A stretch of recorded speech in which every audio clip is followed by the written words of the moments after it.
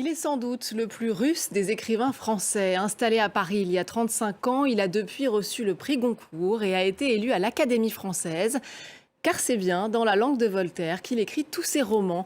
L'écrivain Andreï Makine est l'invité de ce nouveau numéro de À l'affiche. Bienvenue à tous et bonjour Andreï Makine. Bonjour. Je suis ravie de vous recevoir.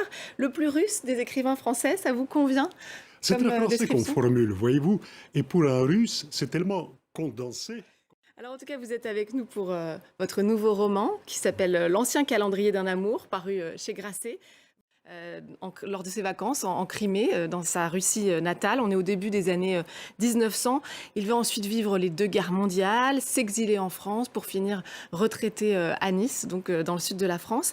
C'est un condensé du XXe siècle que vous avez voulu raconter avec ce livre. Oui, c'est le XXe siècle, mais vécu à la hauteur d'homme.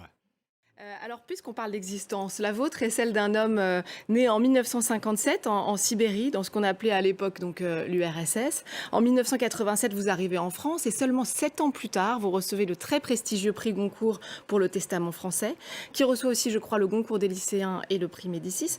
Peut-être d'abord, expliquez-nous comment on en vient à écrire en français lorsqu'on est de langue maternelle russe. Oui, je vais vous dire une chose, je n'ai aucun mérite. Ma grand-mère était française. Ma êtes grand-mère modeste. était française, donc quand j'étais tout petit, je commençais déjà à baragouiner cette langue.